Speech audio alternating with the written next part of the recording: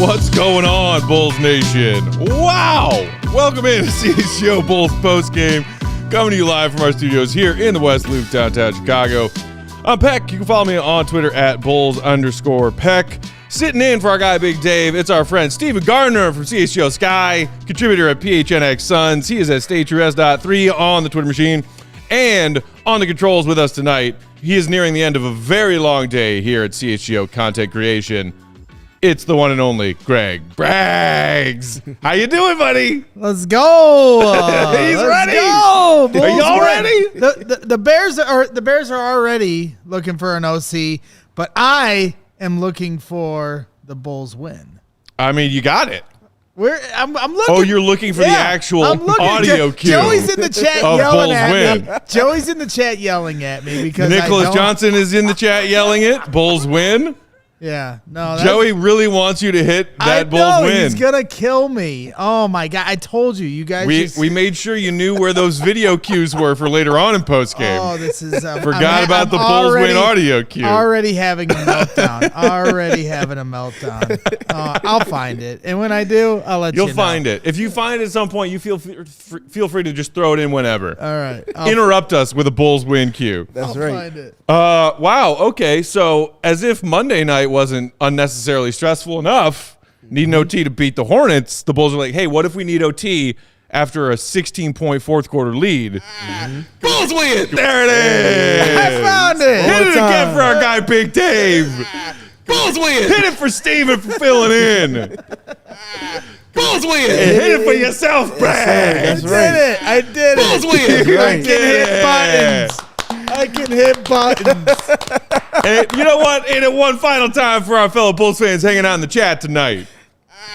Bulls win! Boom. Right. Appreciate y'all for hanging out late on a Wednesday night, extra late as the Bulls needed OT. 124-119 is the final. The Bulls improve to 18-21 on the season. That 9th seed is theirs. Steven, man, I feel like before that epic fourth quarter collapse, second half of fourth quarter collapse, the story tonight was by and large going to be something similar to what you and I talked about in pregame, which is the reinvented chemistry of Zach LaVine and Coby White and how they were going to coexist second time around with Zach rejoining the starting lineup tonight along with Vooch. And Zach and Coby both looked brilliant throughout most of this game, playing off one another, playing for one another, teeing up open shots and good looks for one another, and both getting to the rim on their own when they could. And then the 6-minute mark of the fourth quarter came, and it was the DeRozan ISO show. And I see people in the comments already flipping out about it. It was frustrating as hell to watch. Even as someone who at times has acknowledged, look, sometimes clutch DeMar is the best chance the Bulls have of getting a bucket. That was not the case tonight because DeMar was not cooking very well tonight. Exactly. So to see that final 4.5 minutes of the fourth play out the way it did, and to see that lead evaporate down to nothing and no ball movement whatsoever and repeatedly going to ISO DeMar, I feel like Bulls fans as a collective populace were just sitting there shaking our heads saying, what the hell? Yeah. Their offensive process hit one hell of a snag once it got to that 6-minute mark in the fourth quarter. And I'll talk about the things that the Rockets were doing defensively that kind of put a little bit of a speed bump in the process in the second half. But all of that stuff was independent of what the Rockets were doing. That was just the Bulls. Right. You got Zach LaVine cooking. You got Coby White cooking. Both of them doing so independent of each other, but also in tandem with each other, as well as Nikola Vucevic. Yep. DeMar was not – he just wasn't it tonight. Reliable as he is not He can have a bad game. Right. And he had 19 points on 19 shots tonight. Yeah, And 5 of 19. And 6 of those came from the free throw line, those 19 points. Yeah.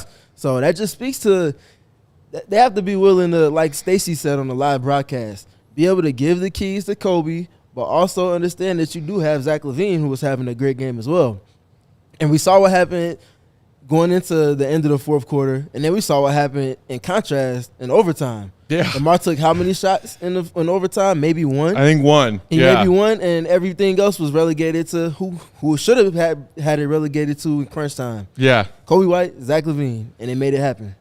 Rosette 999, maybe the most patient and forgiving among Bulls Nation when it comes to DeMar tonight, in the comments saying DeMar was meh, but I give him a pass. He's carried us in some games. Meanwhile, Terran 7 saying DeMar was defrozen tonight. Bar Diddley saying, did anybody else want them to lose that game to teach Acme a lesson and teach Billy a lesson? DeMar has to go. Look, I sat there and watched that fourth quarter lead just disappear, and the way that it disappeared, and I said, as we were getting ready to watch them, play that final defensive stand when you had 1.6 seconds on the clock for Houston, they get a shot off, they just don't convert it. I sat there and told you guys, like, you know what, like the Bulls deserve to lose this game. Yep, the way that they played the back half of this fourth quarter, they deserve to lose that game. Yep.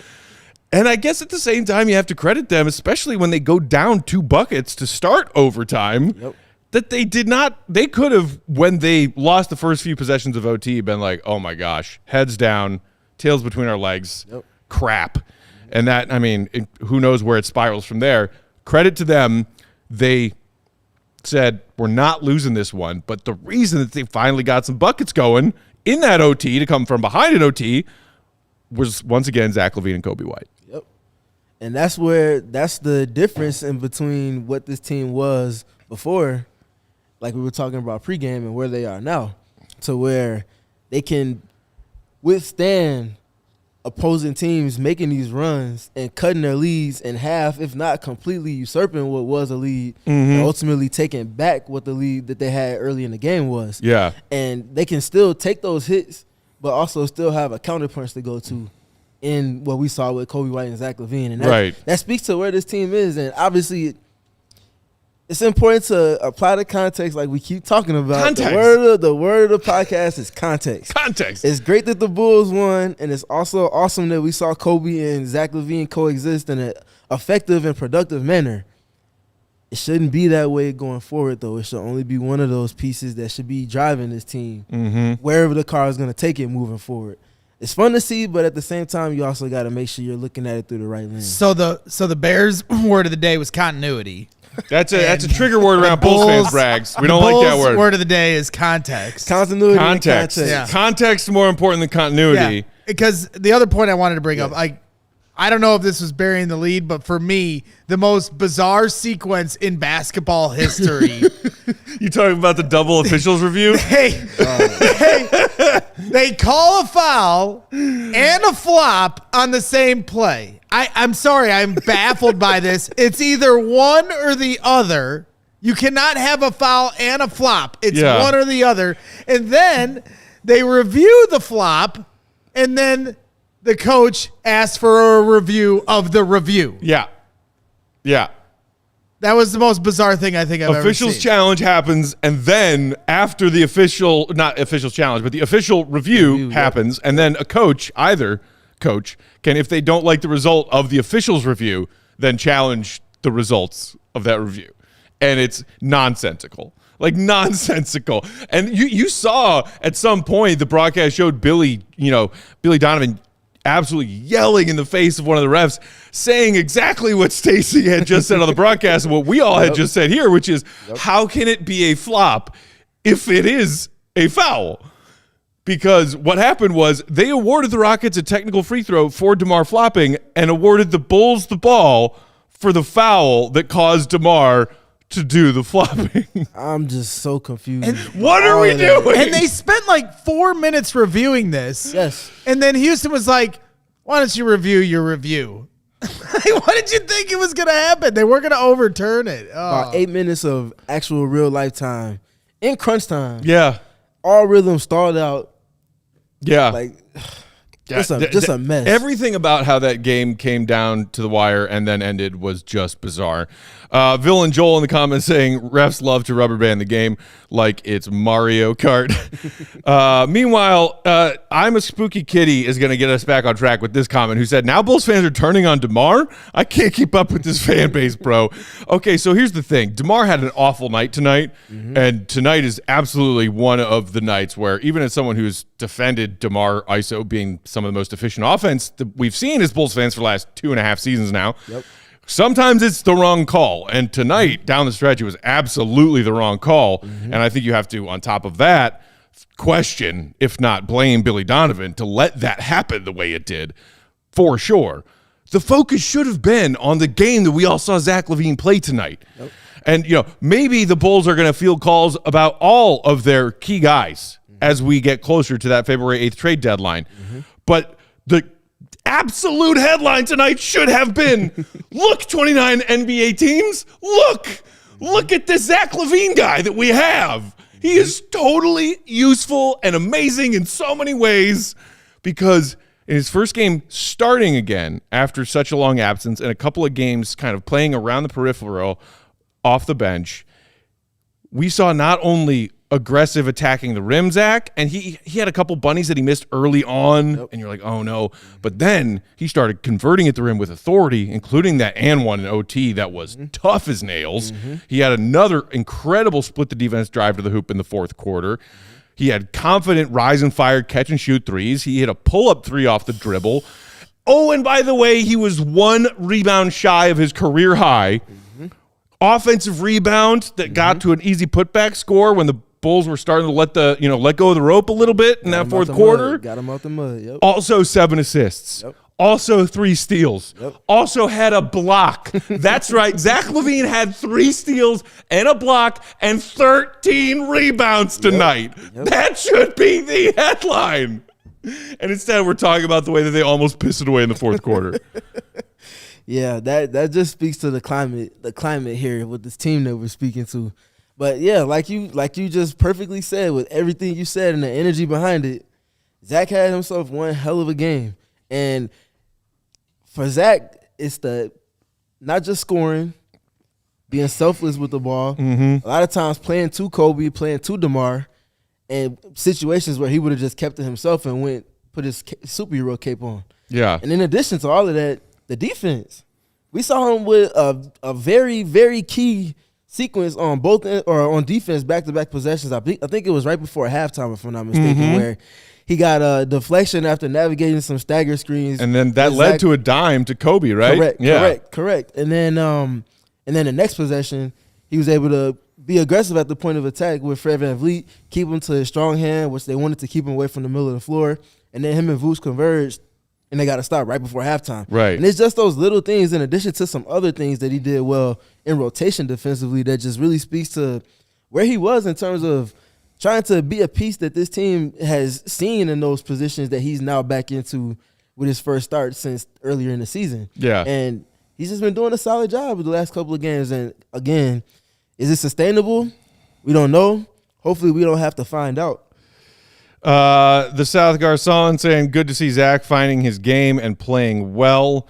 Sengun CO saying Zach played great except for the fourth quarter. I mean, I think Zach just didn't get the ball in the back half of the fourth quarter. Exactly. And again, in the first part of the fourth quarter, he made some key plays that kept the Bulls in front for as long as they did. Also adding in, Coby is simply a magician. Seriously, I'm confident now in saying build around Coby. You and I had, a lot of chat tonight about Coby between ourselves tonight, Steven. Like everything that he has shown Bulls fans this season, the ways in which he has sort of embraced this larger responsibility. We also, see him, we were talking about a quote he had about his chemistry with Zach in pregame and the way that his maturity and the way that he's taking on a leadership role on this team while we also are seeing his game evolving. He had a rough stretch where he wasn't knocking down his threes, and you saw defenses kind of game planning for him a little bit more. This last few games, I think this was now 4th straight game with 20-plus again after his cold streak, and he's figuring it out. And you were talking about what you've seen from Coby in the his brain speed catching up with his foot speed, and the way that the game is slowing down for him a little bit, and the way you see him make decisions and the right reads on the floor. Yeah, he is in a space right now, and he is the prized possession to come from everything that was that period of that window of play where Zach LaVine was out. Regardless of the wins, regardless of the change of philosophy offensively, it's Coby being able to operate in a sustainable manner as a primary piece, and everything that stems from that is the prized possession that's coming from playing without Zach LaVine. You don't get that if Zach's still in a rotation, I don't think. But again, applying that context, that's just important because, for one, even past anything on the floor related for the Bulls, that gives fans something to look forward to that they didn't quite see before Zach LaVine was out. You're right. And if you're trying to sell to your franchise and to the people that fund your franchise, exactly, all of you, exactly, we appreciate you. If you want to sell to them that we do have something already on the roster to look forward to, should we full-fledge ourselves into this rebuild that's on the fly, not a complete rebuild, but a rebuild on the fly, that's the winning piece that comes from all of that.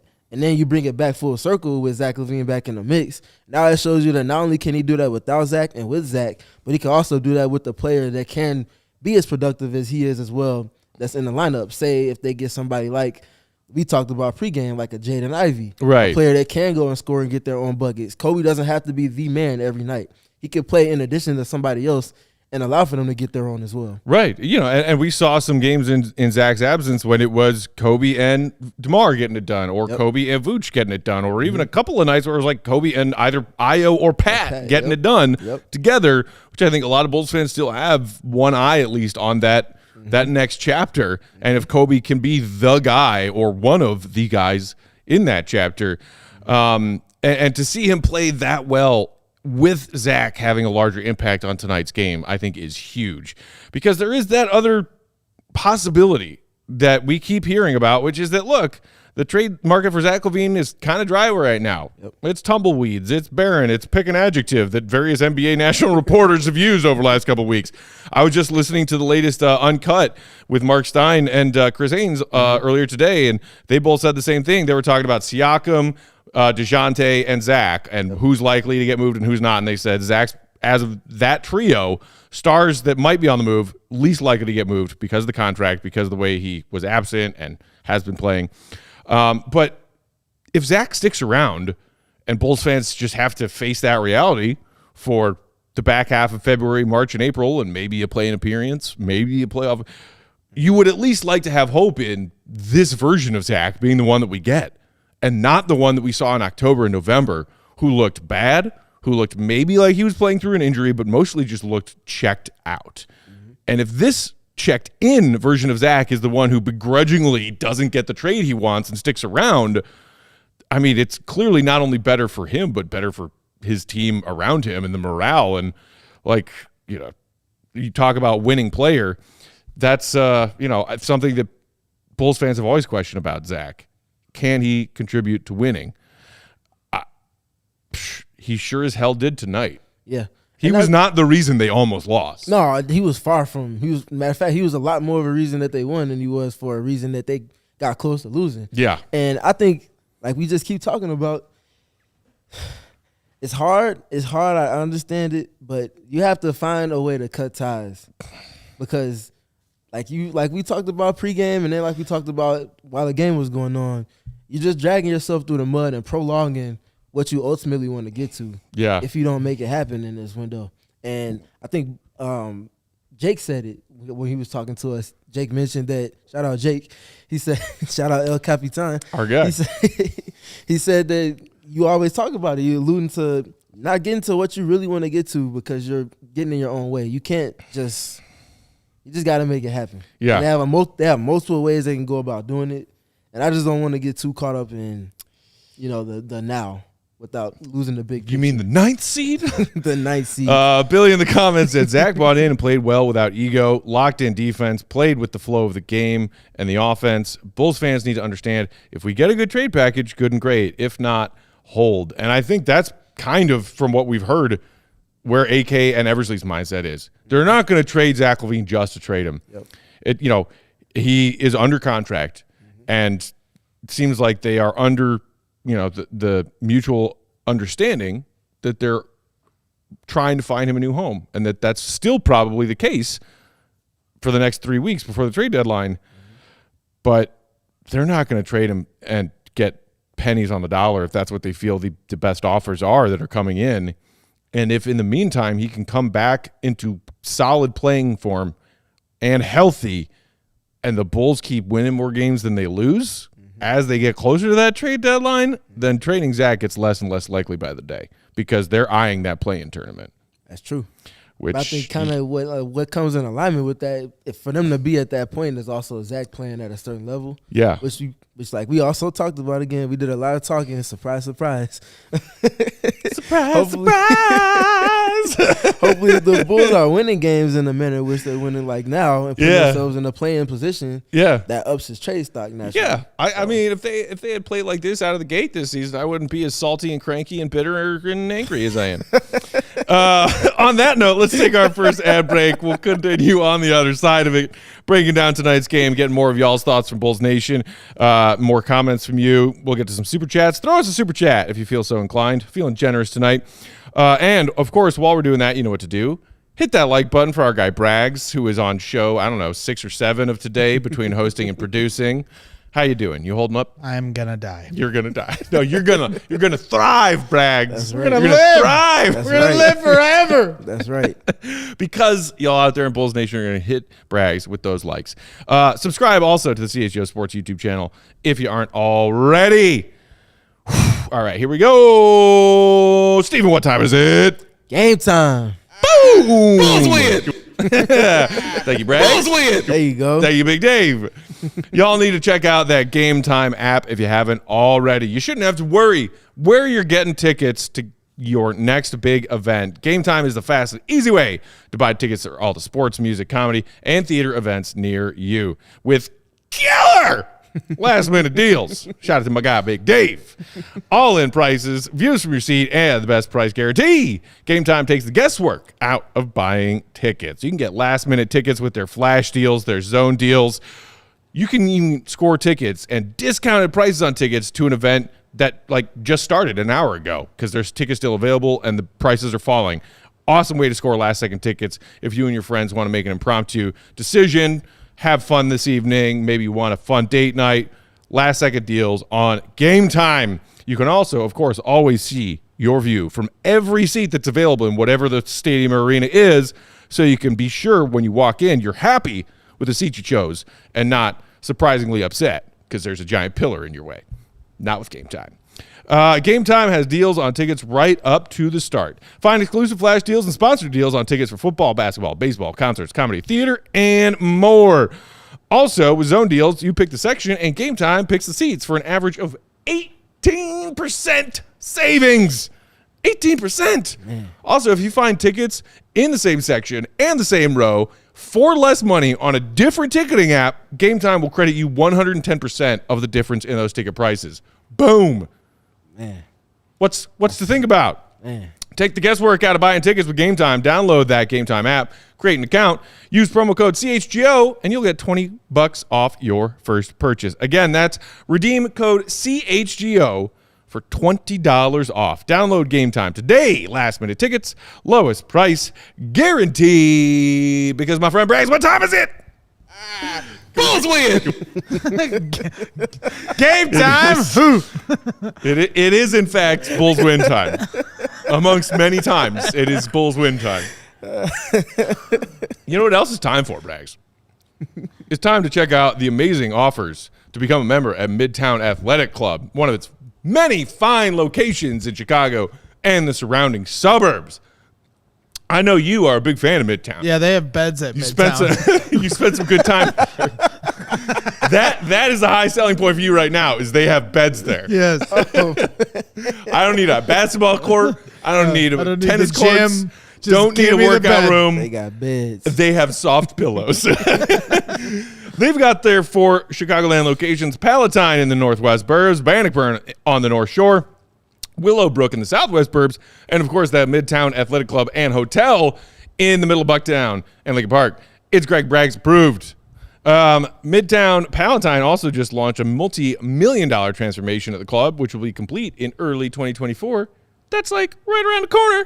Midtown is offering no initiation fees this January at their Bannockburn, Palatine, and Willowbrook locations. They've got something for everyone, whether you're a single person just looking to get some exercise, you're a family with kids, they've got fun activities and deals for that. They've got classes you can take, holistic wellness, whatever you want to do. Take some yoga. I'm not bendy, but knock yourself out. The best place to do it with the best deals is Midtown Athletic Club. Head over to midtown.com/CHGO to find out more and to tour the Midtown Athletic Club nearest you. You belong to a gym? I do. Yeah. It's not Midtown. I don't know if I can say that. Oh, no. Then no, What you you may should not. say is I'm about to kill my membership there and get a membership at Midtown. So you go to Midtown. Correct. Yes. Yeah. Correct. I go to Midtown. Does your gym have beds, Steven? No. No, see? Nothing even close to that, actually. Got to go to Midtown. They have beds for your workouts. That's my selling point.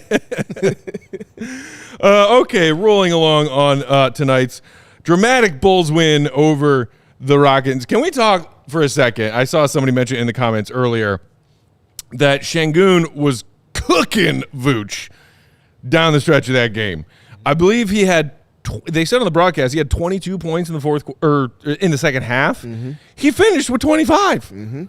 So he had 22 of his 25 in the fourth quarter. He didn't score until this third quarter. Yeah. Also, of course, doing the Şengün stat padding with 9 boards, 5 assists, couple of steals.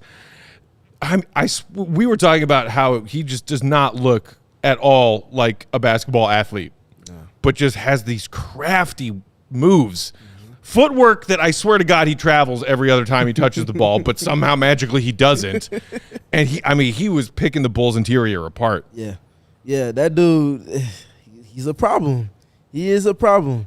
For all that we've seen with Jokic giving the Bulls issues when he comes to town or when the Bulls go to Denver, Şengün is giving his own flavor of that same type of impact. I mean, for crying out loud, they went to, in overtime, the first 4 possessions, straight isolations for the center. There was one where he brought the ball to the floor and they went and spaced out around him, and he just went against them like it was the All-Star game. Yeah. And the center is going against the opposing center in space. And I think he got to the free throw line off of that. Like, that dude is just, he's built different. And they're doing a solid job of kind of how they're teetering the offense to get him the ball, allow for him to facilitate, and also being able to put him in positions in addition to all that he does with the ball in his hands. And we're seeing kind of a lot of the things that makes Vucevic good, Şengün is good with as well. Right. The playmaking scenarios, obviously playing off of the elbows and playing off of the block, and being able to space the floor in addition to all of that, bringing skill to the game.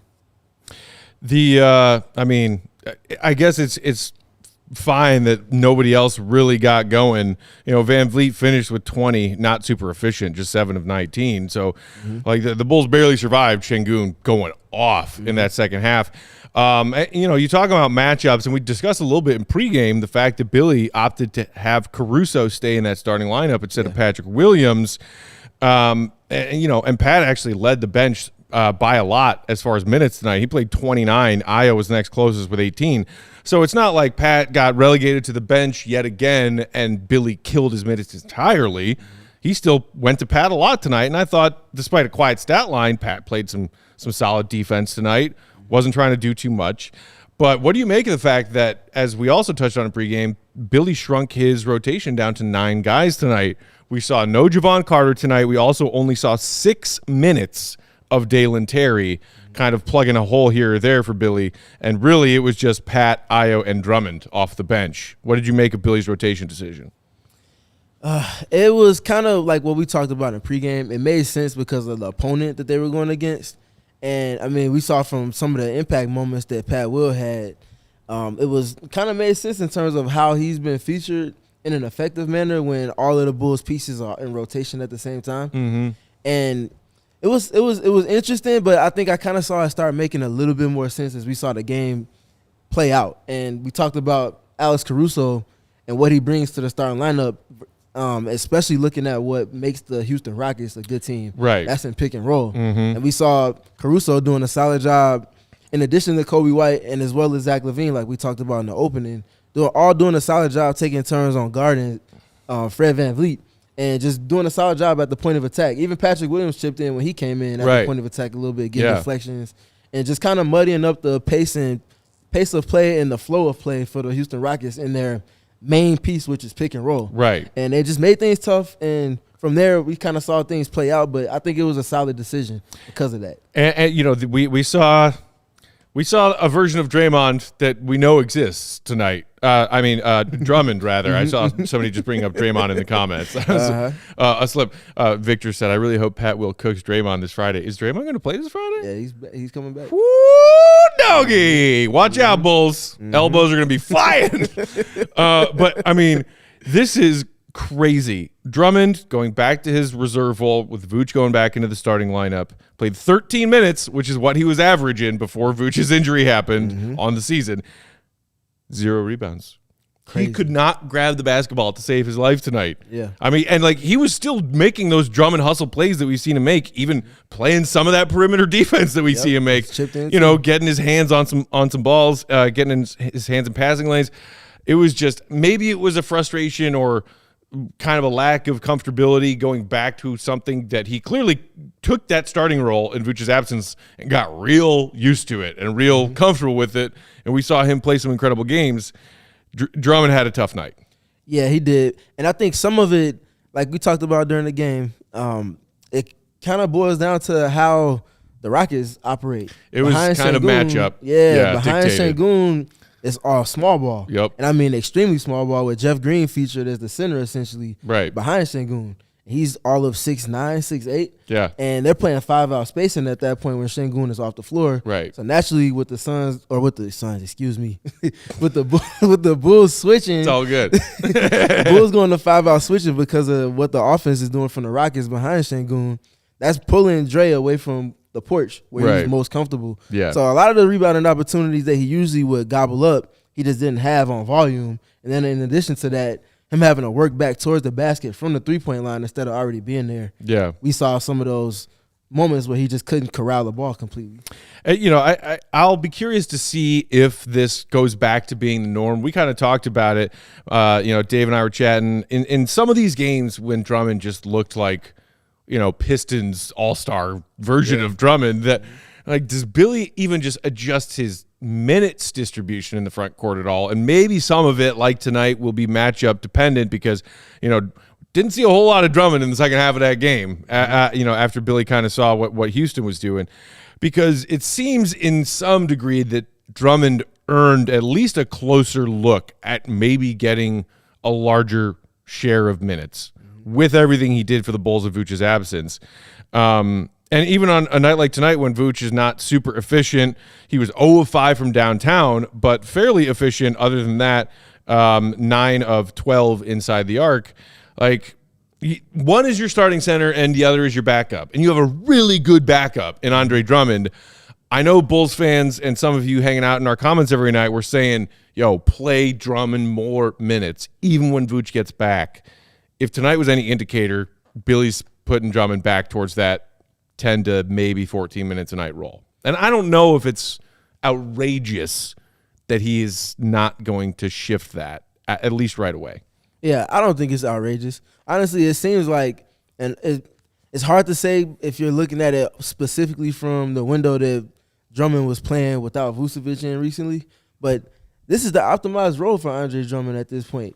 You start giving him too much of a leash, we start seeing some of the mental lapses and some of the issues, whether that be him missing his rotation within coverage defensively, the fouls on volume, which have always been an issue for him, or just the general lack of having being able to sustain his mental sharpness over the course of playing a large volume of minutes on a consistent basis. That's been an issue for Dre over the course of his career, and I feel like there's a good contrast between the offensive-minded approach from Vucevic and the defensive-minded approach with athleticism from Drummond.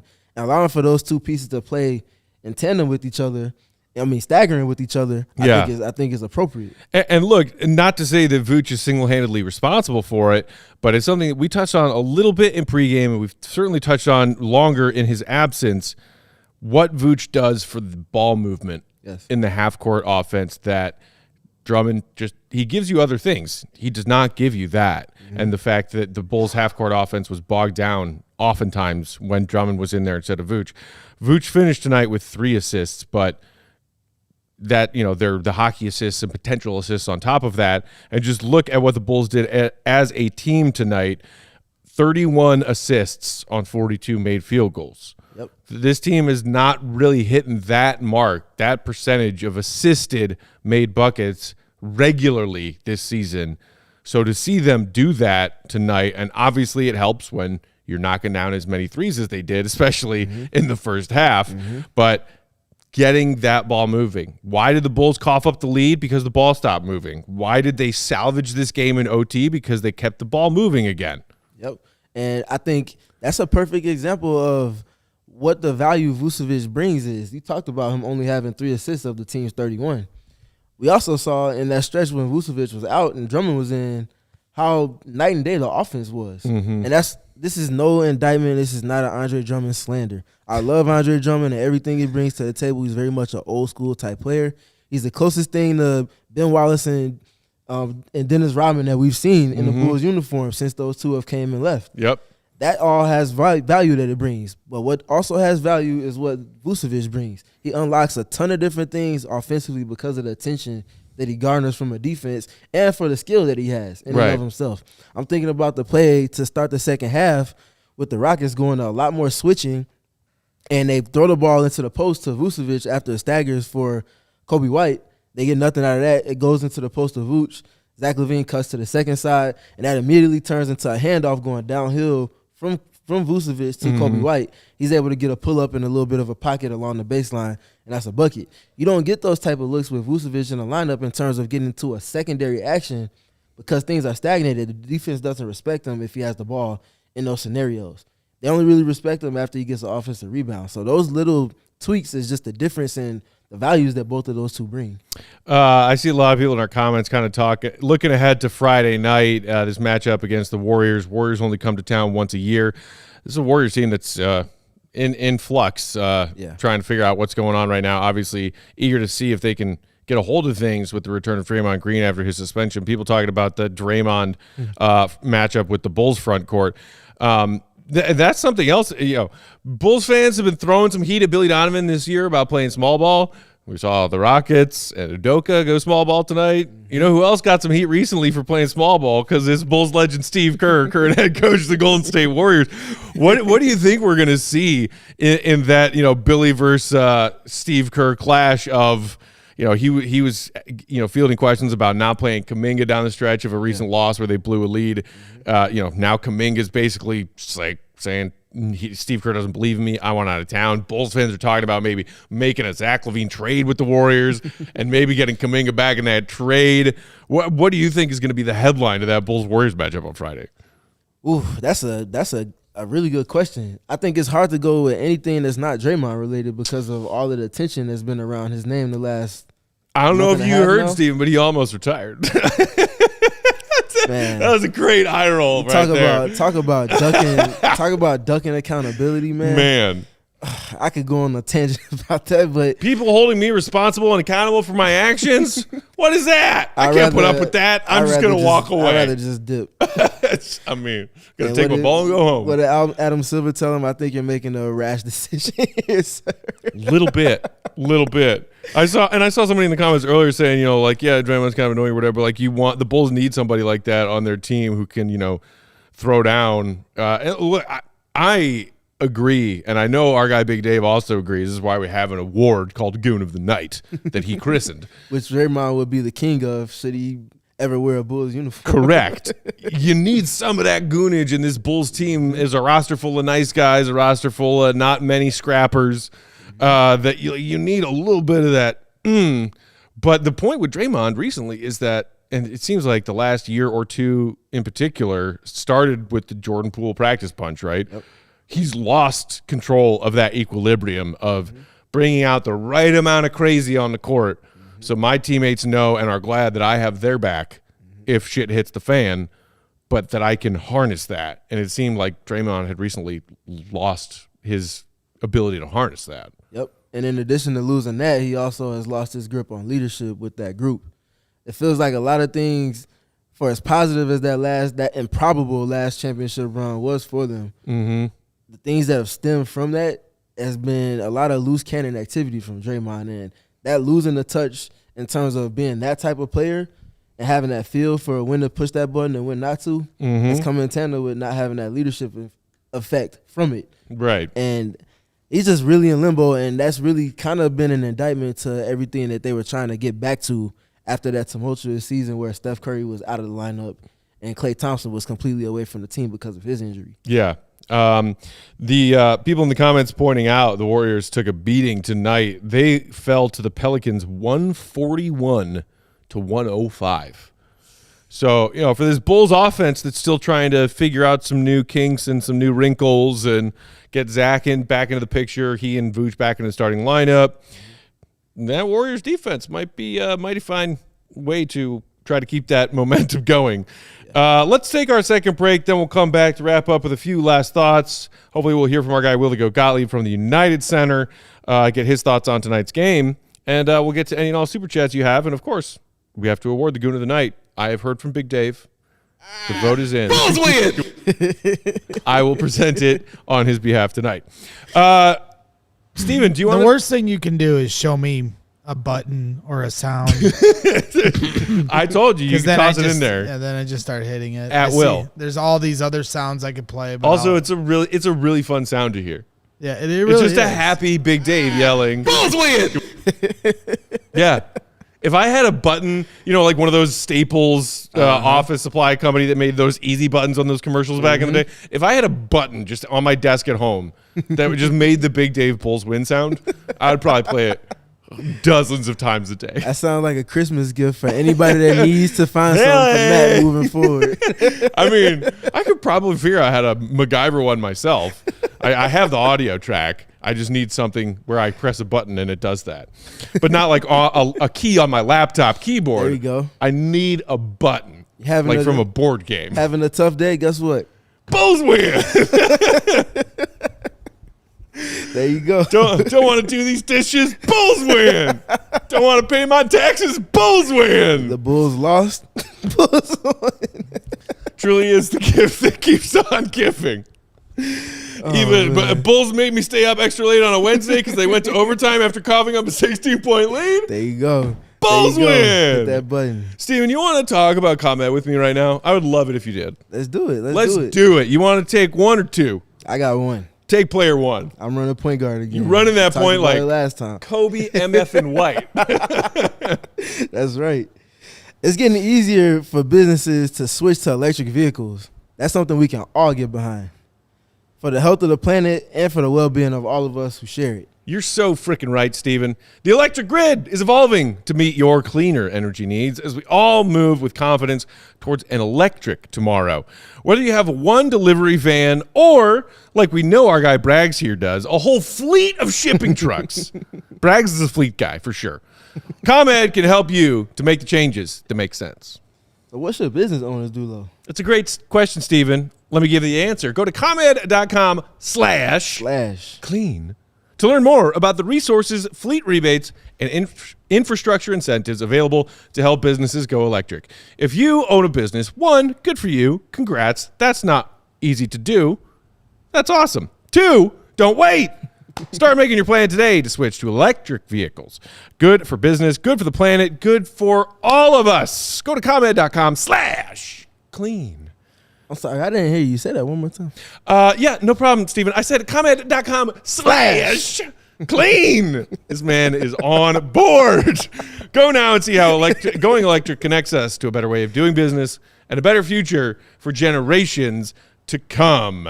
Tonight's CHGO Bulls postgame also brought to you by, of course, our friends at DraftKings Sportsbook, an official sports betting partner of the NBA. That's the National Basketball Association in full. NBA is in full swing. That's why we're all here hanging out. What I can't get enough of is the action on the court, but the action in my DraftKings app. Y'all know I love betting on my Bulls and all kinds of NBA action. I spice it up with the DraftKings Sportsbook app, official partner of the NBA. Right now, new DraftKings customers can bet $5 and get $200 instantly in bonus bets. Download the DraftKings Sportsbook app now with that promo code CHGO. Again, new customers can bet just $5 on the NBA, $200 instantly in bonus bets, only at DraftKings Sportsbook with promo code CHGO. The crown is yours. Gambling problem? Call 1-800-GAMBLER or visit www.1800gambler.net. Mr. Braggs, I believe I heard a little jingle over there on your producer's desk. I believe that means it's time to have a little goat talk.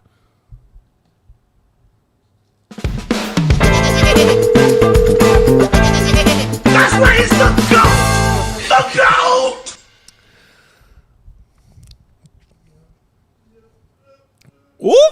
Oh, is he there?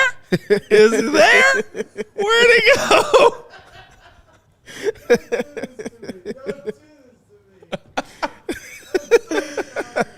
You're so close, Braggs. You're so close to the finish line.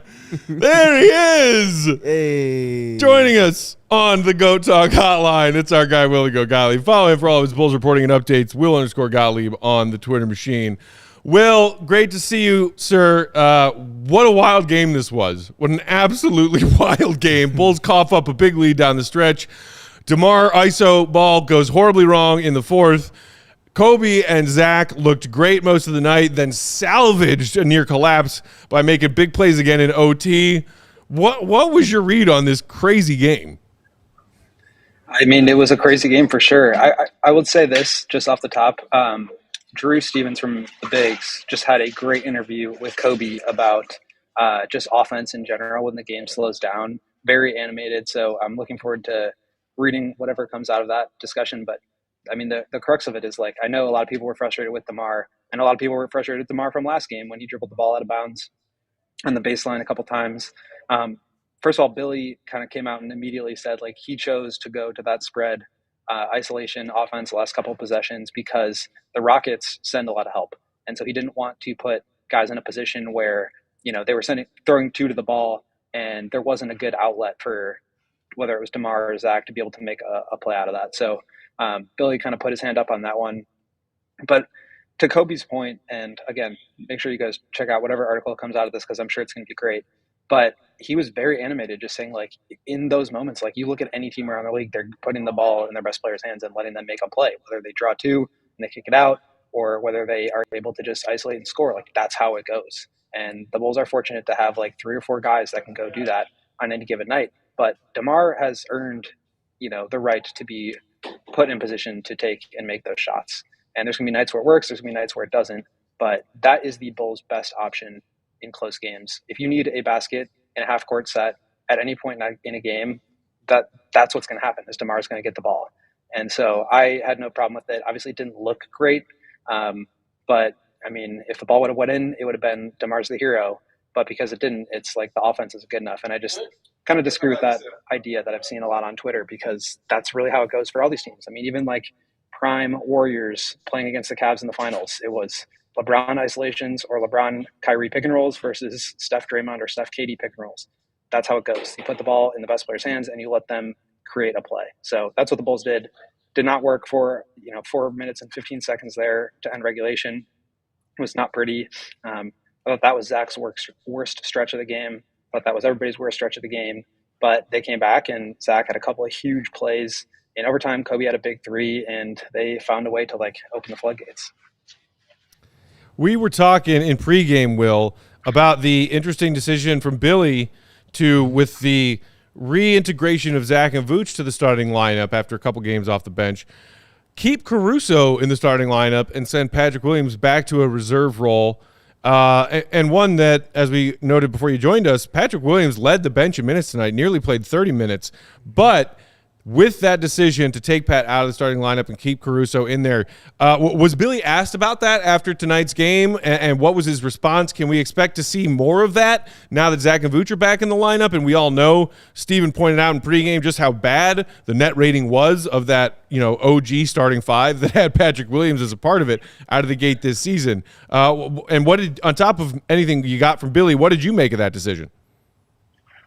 Yeah, I mean, so much of the numbers from that group are just going to be a result of the team playing terribly. And obviously, you can't wipe that part of it away, but they really are playing a different brand of basketball right now. So, we'll see how that progresses. I haven't looked at the numbers since Zach returned.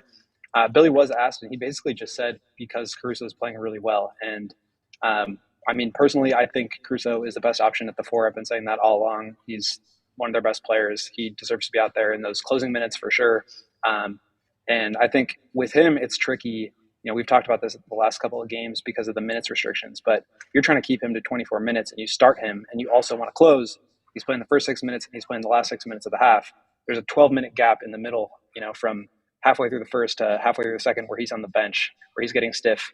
And that can be difficult. So obviously Billy, has to figure out how to best manage his minutes, but he wants his best players out there. And I think as well as Pat has been playing, as much as he has progressed, and I think he has, Caruso's still a better player. I think that's kind of the long and short of it.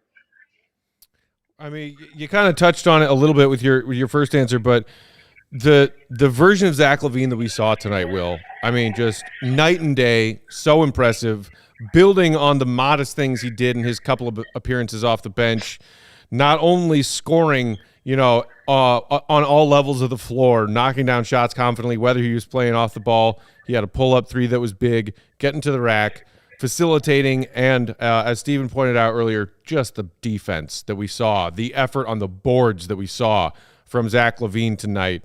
What do you make of this, his first game back starting? Coby White talked about his chemistry with Zach and their practice the other day. And now they're back starting together, and he and Coby and Zach seem to have some great chemistry together, setting each other up for good looks tonight.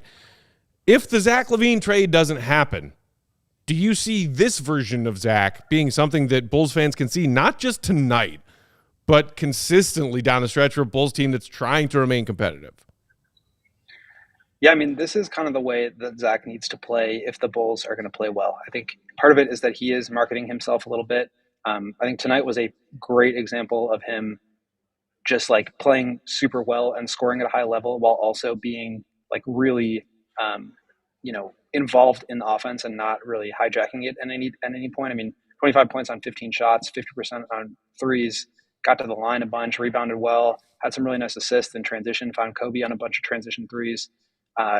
This was just a really well-rounded game from Zach. And it's obviously he can play that way, but I think as the Bulls kind of devolved over the last season and a half, it's easier for guys to resort to what they're most comfortable doing when things aren't going well. Because if they are more comfortable and they've gotten to this point in their careers doing exactly that, they feel like it's going to be the easiest way to get things back on track. But for the Bulls, we know what happens when, there's too much my turn, your turn, too much isolation with Zach and DeMar and Vooch.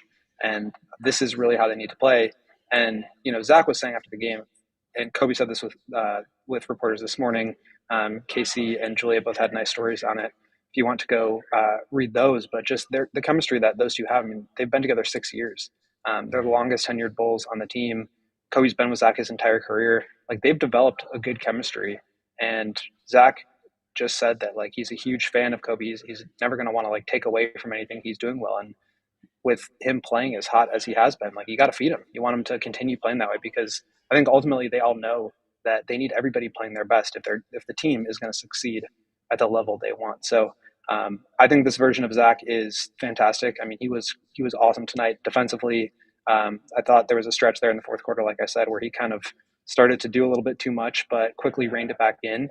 And that's what helped get the Bulls the lead in overtime. So can't say enough about Zach and the way that he defended, the way he moved the ball, the way he rebounded. It was just a really fantastic all-around performance. Will, it's a late night on a weeknight because of OT. We know you've also got a busy day tomorrow. Bulls have a practice you will be reporting from, and you and our guy Marquet have an earlier time slot for a fresh Bulls HQ tomorrow, 3:30 Central Time. So we will let you go, but not until you give us your choice for Goon of the Night. Yeah, I'm going with Zach. I mean, leading scorer was Coby, and he was awesome, hitting a ton of threes, hitting a couple of big ones. But just the mindset that I think Zach has had to, assume in order to fit in the way that he has, put his ego aside. And I think part of it is that he's kind of, like I said before, marketing himself to the rest of the league. But for him to be this efficient of a high-volume scorer while just playing system basketball was just fantastic. So I think that just takes a lot of maturity and putting his ego aside to, help for the betterment of the team.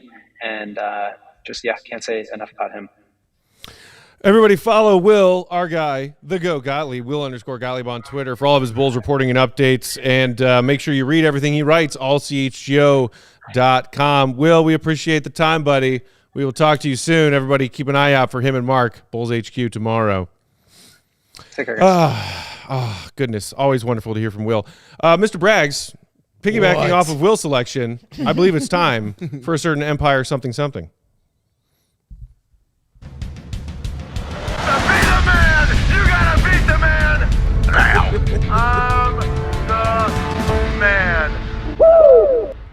That's right.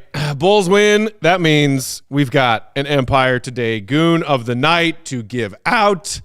It is the brainchild of our dear friend Big Dave Watson. Schedule a free in-home estimate to get new flooring today. As Dave would say, floors, no matter what, is all Empire does, y'all. All listeners can receive a $350 discount when they use promo code CHGO.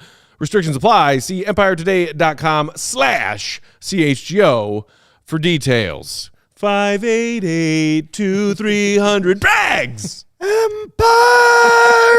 Ooh, that's a tired man who made a bold choice of going falsetto Definitely right there. a tired man. I'm surprised he hit that note. Bless his heart. I almost passed out when I did that.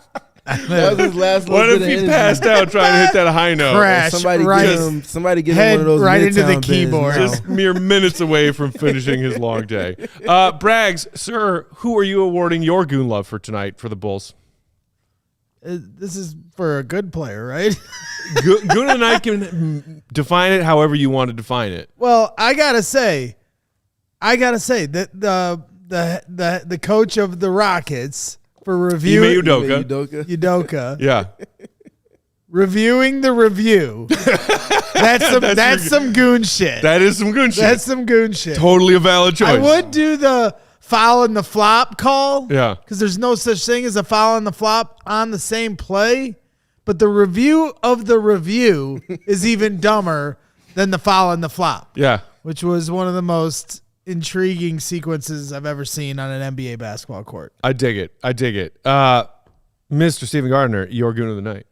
That's tough. I'm still kind of trying to make a decision to this A point. lot of candidates tonight. I naturally want to say Zach. That's because he's back in the starting lineup, doing all of the little things that a lot of Bulls fans have, and as well as the coaching staff have begged him to do. Right, yeah. I don't think it's sustainable, but the fact that he did it needs to be applauded. I'm going to switch it up, though. I'm going to say Coby White. I love it. I'm going to say Coby.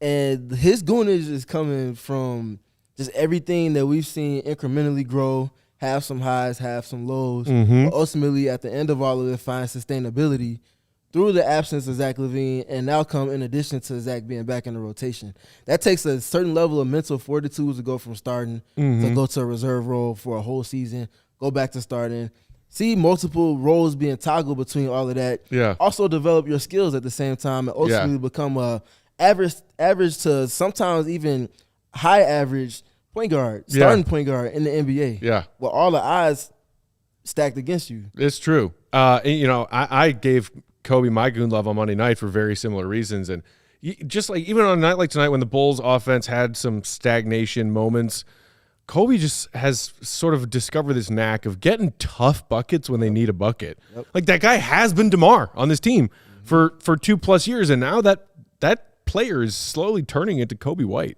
which is really cool because the Bulls just signed him on a very team-friendly deal last summer. I'm going to give my love to someone who did not play tonight, who has not played in a minute and won't play for a while. I'm giving my goon of the night love to Torrey Craig, who as a vet role player on the shelf with a long-term injury was up out of his seat on every other Bulls bucket tonight. Talk about a good teammate. Torrey Craig cheering on every one of those Bulls big buckets, every Rockets timeout because of a big bucket, a little mini run or a big run or a boom, exclamation point 3 that one of Torrey Craig's teammates hit tonight. Torrey Craig was up out of his seat greeting his teammates, which you just love to see, especially from an injured vet role player who's not playing. Yep, especially one that could potentially also be traded at any given point. It could easily be checked out, and nobody would question it. So shout out, Big Country. Okay, well, so all of the fake votes are in. There's only one real vote that matters, and it is Big Dave's. And as his proxy tonight, I can officially tell y'all, do you have a drum roll, Brax? You want to throw a drum roll in there? Bulls win! No, we're going to stick with the Bulls win. Brax has that one queued up. Your goon of the night from Empire Today. He found the drum roll. Zach LaVine. Comments from our guy Big Dave. Stacy said something about Zach tonight he has never said. It's like there's 5 Zach LaVines out there. His defense was stellar. Also, Big Dave wanted to give an honorable mention to Drummond for getting 0 rebounds. True goon shit, in the words of our dear friend Big Dave. But the goon of the night from Empire Today tonight does go to Zach LaVine, who had himself a hell of a game. With that, Braggs, let's give some shout-outs to our Super Chat loyals and have yourself a nice home. Go to Midtown, find a bed. Exactly. We've got Luke with the Super Chat saying, yo, I'm telling y'all, if Billy doesn't run ISO 15 plays in a row with tomorrow, these next 11 games are winnable. So true. Are you the same? This is the Luke who in pregame said the Bulls are about to go on an 11-game win streak. They got 3. Hey. That's 3, baby. Hey. Hawkeye with his $5 Super Chat. Thanks, Hawkeye, saying, yo, what's up, guys? Good to see you. And Bulls win. 3 in a row. P.S. I heard Peck screams all the way in the Bronx when Dame went to the Bucks. Oh, that's old news. Raphael with a $9.99 Super Chat. Thank you, Raphael, saying, I don't understand why people think Cody and Zach can't coexist. Kobe got drafted. Him and Zach were the bright spots in the name redacted Big years. Redacted. Especially after Braggs doesn't know where the neuralizer is, all right? We can't break out the neuralizer right now. Don't go tossing that name around. But yes, we have seen some solid Zach and Kobe chemistry develop over the years, as our guy Will touched on, as we touched on in pregame. And it was nice to see it sort of re-flourish tonight the way that it did. I believe they combined for 15 assists tonight. Yeah. And a lot of them were to each other, which was just chef's kiss. Luke threw us another super chat saying, also, we need to check those refs for a concussion. Agreeing with our guy Braggs here on what the hell was going on in the fourth quarter with that officiating crew. Iolero saying, let's go Bulls. To the play-in we go. ... Kobe Loki looking like Steph. Wow. That is the compliment that speaks to him earning more goon of the night. I mean, attention right there. Truly. You don't just throw that comparison around. I believe our guy Will the Goat said it in jest earlier this season when Kobe was truly on his lights out tear from behind the 3-point line, shooting like 60% from 3 over a stretch of 10 games or whatever it was. Braggs, did you have something to add, or you good? Okay. I think it's also not just the 3-point shooting, but it's the movement and the pace of movement with Kobe in their half-court sets. Yeah. You can't optimize Vucevic and his elbow touches and things of that nature without having somebody that you can move around the chessboard with the level of unpredictability and randomness that Kobe has. Yeah. And he has that fleet-footed first step and pace he plays that is eerily similar to what Steph brings. It is. And, we're not for real. Absolutely We're not for realsy comparing Kobe and Steph. But, Kobe, to his credit, has developed a defensive end to his game. We know people hunt Steph on the defensive end, and some teams still do hunt Kobe on certain switches on the defensive end. But he has gotten harder to hunt because of the growth he's made. And as you pointed out when you and I were chatting, a lot of that is Coach Caruso school that Kobe's been attending for the last couple of years. All right, one more from our dear friend, the Duke. Bless his heart. Throwing us a super chat saying it's 10:42 p.m. Has Braggs slept yet?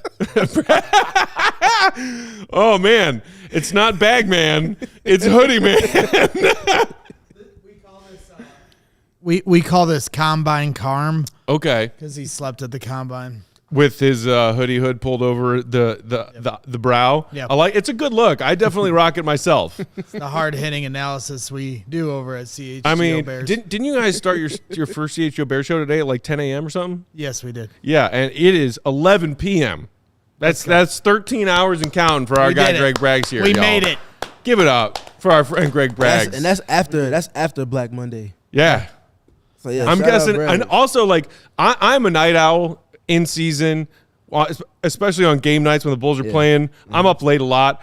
I've been seeing this guy firing out tweets between like 1, 2, 3 in the morning since the Bears season mercifully ended, being like, I can't sleep. Yeah. I'm extremely stressed out about this offseason. So, yeah, I mean, don't get it twisted. I'm tired, but I'll be on Twitter Spaces till 3 in the morning arguing about the decisions made at Hallis Hall today. Hey, man, that's the commitment and the hustle and the passion that Chicago sports fans love and appreciate Brad's about got to you. get some goon of the night attention for that, though. I mean, yes, always deserving of some sliver of goon of the night love. Our guy Greg Braggs, anytime he stops by to hang out with us Bulls fans, because Mark we just I hates feel like he needs a distraction Mark every once in a while. Mark just hate now. Well, it's because Yeah. you're often producing those HQ episodes with Mark K. and I ruin them every time. And Mark has a little man crush on our guy Joey Spathis, and he feels like Joey hates him. Yeah, but it's yeah. just because of the way the producer schedule works out. I think I remind him too much of C-Red Fred is my thing with him. I get you confused sometimes. Less now that you and I work together and see each other regularly. But back in the day, you could have, put one of you underneath a giant solo cup and flipped you around a bunch of times. Yes, we're both insufferable jackasses. With a heart of gold. That's it. We'll get out of here. Let everybody go to sleep. Braggs first and foremost. First, though, shout out and thank you again to our friend Stephen Gardner here from CHGO Sky and PHNX Suns, filling in for Big Dave on pre and post tonight. Follow him for all of his incredible NBA takes, WNBA takes, and coverage. Stay true. S.3 is the Twitter handle. Steven, it's always a pleasure, man. I feel like doubly lucky that we had to have a couple of shows together in quick succession. I'm glad I was available on call like that. Man. Had to come through clutch like MJ. Coming through in the clutch. like Coby and Zach tonight. Our team handle, CHGO_Bulls. As I said, Will _Gottlieb. Follow our guy Mark as well, MK Hoops. I'm Bulls _Peck. We will hear from y'all, or you will hear from Will and Mark tomorrow. Bulls HQ 3:30 Central. We will be back Friday for pregame before Bulls Warriors. Draymond. Let's get crazy. For Braggs and our guy Steven, I'm Peck saying thanks for tuning in, Bulls Nation.